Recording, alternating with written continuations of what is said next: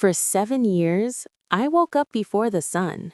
Not because I had to work, I was retired, but because my granddaughter cried at 5:42 a.m. every morning, and no one else ever heard her. My name is Marjorie Collins. I'm 71 years old, and for a long time, I thought love meant endurance. The house was quiet, except for the hum of the refrigerator and the ticking of the wall clock I bought the year my husband died. I shuffled into the kitchen, wrapped in my cardigan, and warmed milk while rocking Lily on my hip. She smelled like baby shampoo and sleep. Behind me, the hallway light flicked on. "Mom," my daughter Rachel said, rubbing her eyes, already dressed for work. "Did she wake up again?" "She always does," I replied softly. "Go get your coffee. I've got her." That was our routine. What wasn't routine, at least not at first, was Evan, Rachel's husband. He moved into my house after his startup phase needed temporary stability. That was 7 years ago. By the time Lily turned 6, Evan no longer said thank you. He said things like, "Can you keep her quieter during my calls? Why is dinner always so bland? Don't move my laptop. That desk is basically mine." The desk he meant was my late husband's oak writing table. I didn't argue. I told myself, this is what family does. That morning, I was spooning oatmeal into Lily's bowl when Evan walked in, phone to his ear, barefoot, irritated.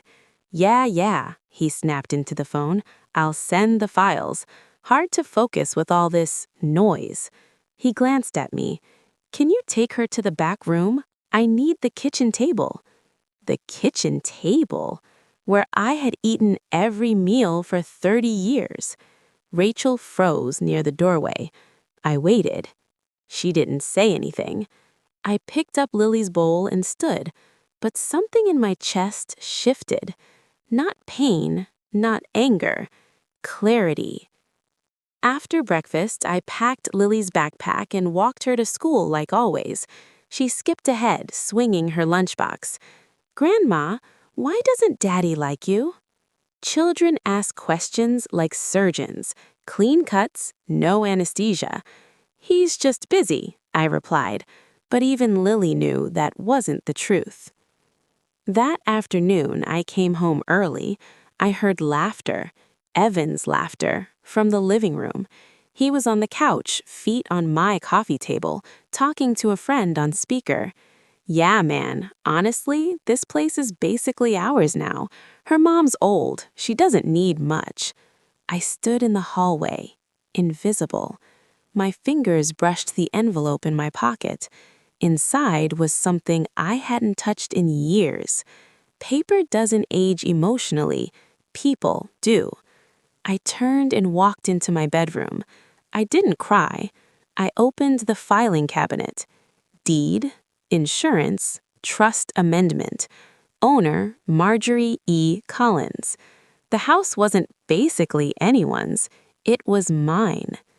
That night, I didn't cook. I ordered soup to my room and slept with the door locked for the first time since 1998. The next morning, I put on my beige coat and walked downtown. The attorney's office smelled like leather and lemon polish. "Mrs. Collins," said Daniel Hargrove, adjusting his glasses, "how can I help you?" "I'd like to stop being a convenience and start being the owner." He nodded slowly. We talked for an hour. No drama, just facts. They had no lease, no contribution, no legal standing. By noon, the documents were ready. At 3:17 p.m., the doorbell rang. Rachel opened it. A man in a navy suit stood there. "Legal service," he said politely. Evan came running. "What's this?" he barked. The man handed him the envelope. "Notice to vacate, 30 days. Rachel turned pale. "Mom, what did you do?" "I stopped disappearing," I said. That night, Evan shouted. Rachel cried. I stayed silent. Silence is not weakness, it's alignment. The internet went out 2 days later. The grocery card declined the next week. Evan called me names I hadn't heard since high school hallways. I blocked his number. Rachel knocked on my door one evening, eyes swollen.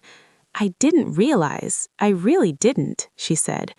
I know. That's why this hurts.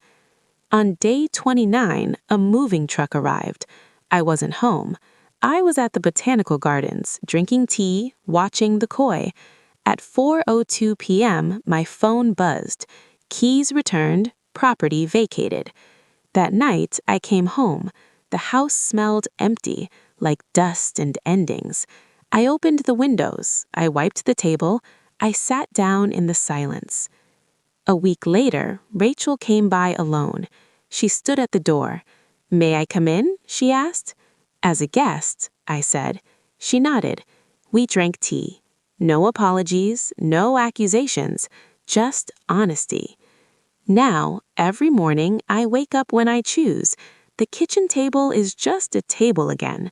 The house breathes with me, not around me, and Lily visits on Sundays, laughing, safe, loved.